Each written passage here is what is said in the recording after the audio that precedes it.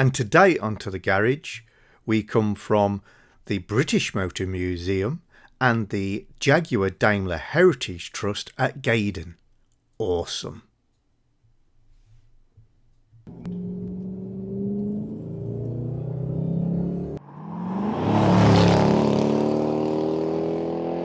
Hello everybody, John here, and today onto the garage. We've got something of a different video, in fact a series of videos that are coming up. These videos were actually recorded during two separate visits which I've mixed to the British Motor Museum and the Jaguar Daimler Heritage Trust, which are co-located in different buildings at Gaydon here in the UK. They're very much at the centre of the British motor industry, and if you've got any interest in British cars, then you really need to get over there. They are some of the best preserved and most important examples of the British motor industry over there. An example being this 1935 Jaguar SS1 airline saloon. At the time it would be an SS, not a Jaguar. That name changed because of the connotations that name picked up after the Second World War. But that aside, you've got to say this is one of the most beautiful saloon cars ever drawn, let alone series produced. How gorgeous is this? In this specific video I thought I'd concentrate on a few XK8 evolution next steps type points, and each of the videos in this little series will have a slightly different theme. Let's crack on. Unfortunately, neither of my trips over to Gaydon was blessed with decent weather. In fact, monsoon-like is best description of it. I tend to turn up quite early at the events, so you're seeing it at its emptiest, but most of the times I've been over to Gaydon, this entire parking area in front of the British Motor Museum is filled with fellow Jaguar enthusiasts.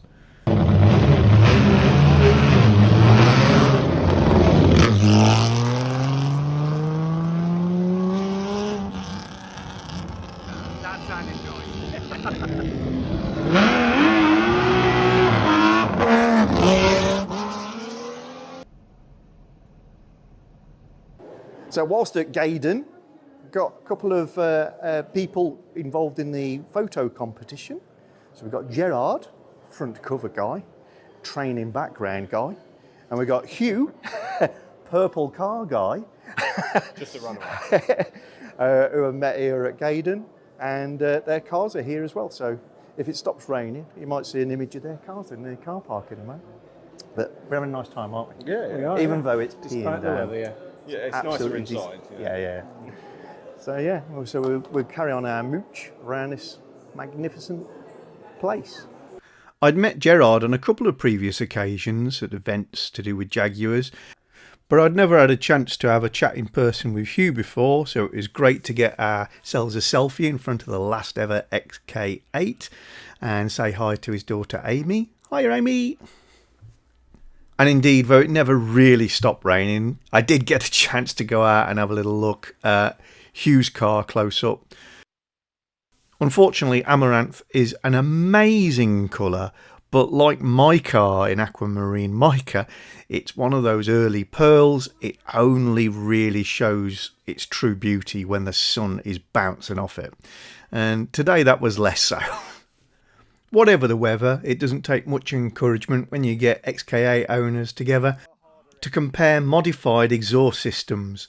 So we've got three XK8s here, all carrying aftermarket exhaust systems. Mine being Purdy in Aquamarine, which has the Adamesh Stage 1 and Stage 2. Steve Hall's black XK8, that looks like an XKR, but isn't. Which has a layout of exhaust like mine, but is a bespoke one-off system. And then the red car of Gerard Booth that has a Paramount exhaust system that retains the rear resonators. So this is the one that most people have got. Oops. Oh, that's the Adamesh one you've got. Adamesh 1 and 2. Probably right. slightly less loud than that. Let me set the camera on the back while you rev it. recording? Record. Yeah, you want to be taking that bit with you.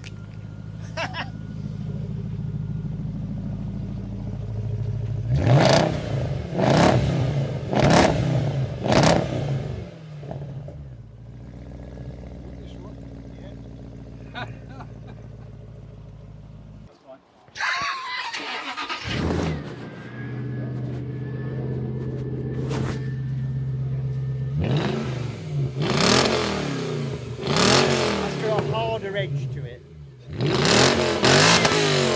That's louder. I'm warming mine up before I do that. Yeah. That's a harder edge sound. Don't know what mine sounds like now. I can't Soon remember. that'll be on Facebook later. And that's paramount. Different again? Different sound.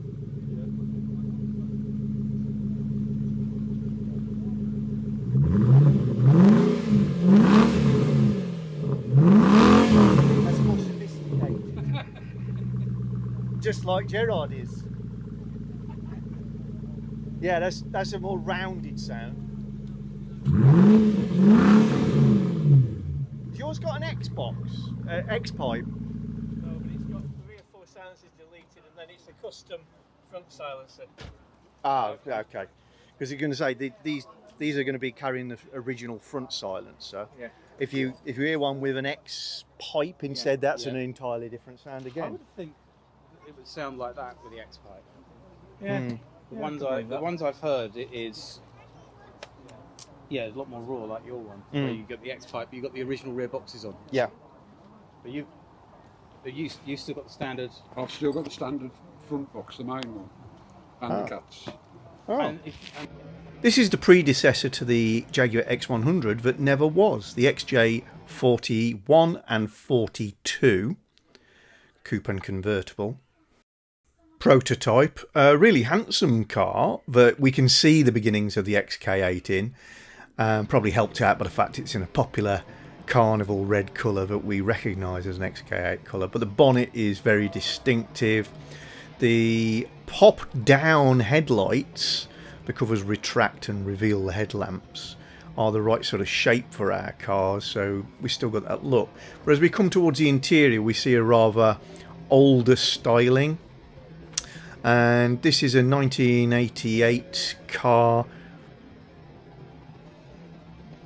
We'll note the use of the rear parcel shelf as a parcel or luggage shelf rather than seating, which is far more appropriate for the convertibles with this size of interior, and a totally different treatment of the centre console and covers and tops, which I really quite like, and may even look at incorporating that rear armrest come cover into the rear of my car if I ever do a luggage conversion.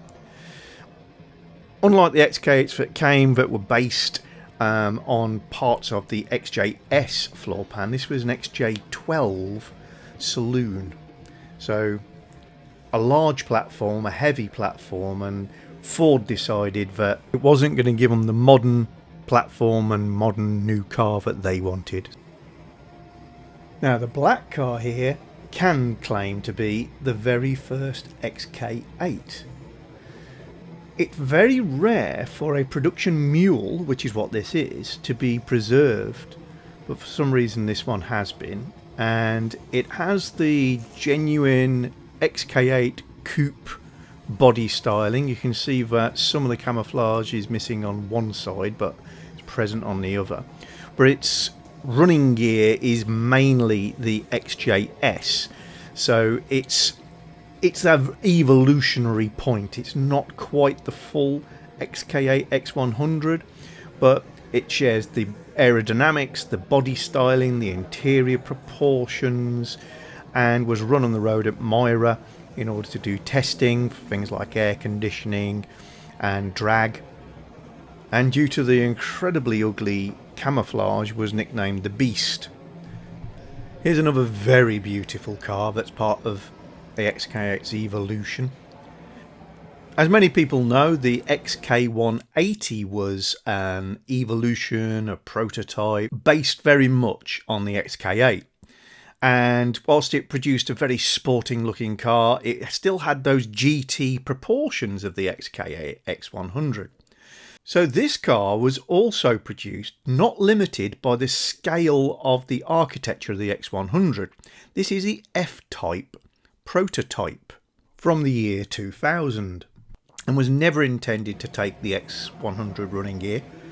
Indeed, it's designed around the concept of using a V6 engine.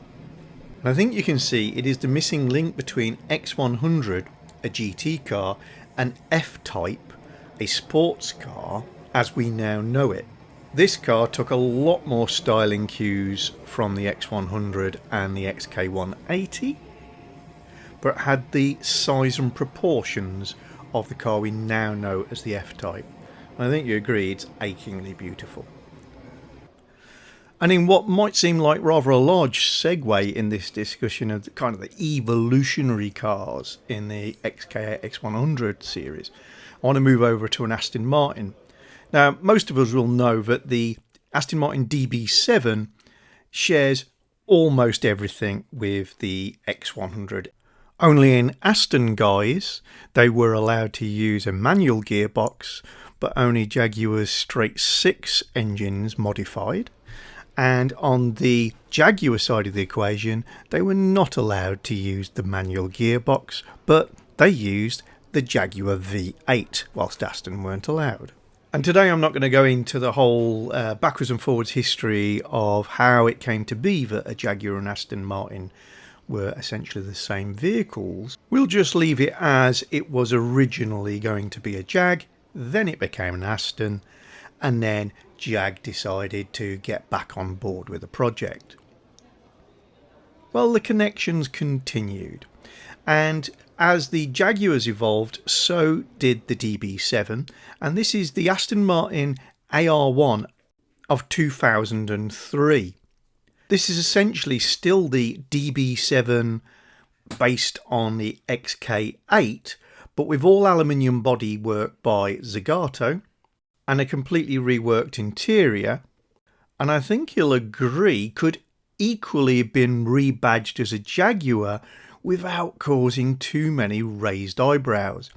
The styling direction that both of these companies have taken has always been quite close, with Aston just going in more modern times for a slightly more creased, sharp-edged look, whereas Jaguar went for rounded.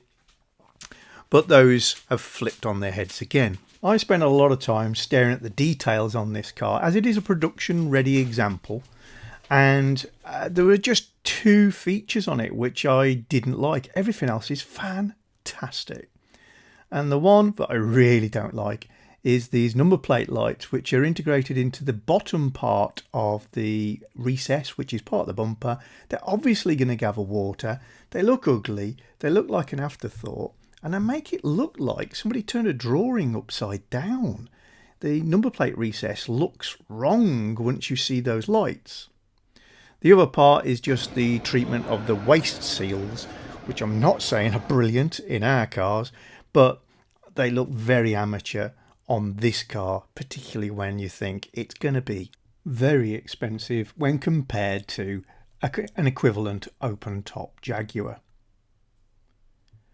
Well, I'm going to round off this particular video here, but I have lots of footage of many fabulous vehicles that I spotted whilst I was walking around at Gaydon, and I'm going to bring you some other collections of thoughts and pictures in videos to come real soon. So if you like this sort of thing, please subscribe. It costs you nothing, it helps the channel out. Give us a thumbs up, give us a comment, let us know what you're thinking, and I hope to see you all again soon. If you just go to Amazon/shop/to-the-garage, and I'll put that link in the description below, it takes you to a to-the-garage area of Amazon that is categorized into hand tools, power tools, gadgets and gizmos, things specifically the XK8, etc. that I've bought from Amazon over the years, so that you can follow the same links and have a look, see how much those cost at the moment. Nice little feature. Thank you, Amazon. If you're enjoying our channel, then don't forget to subscribe and click the little bell icon so you get notifications of new videos.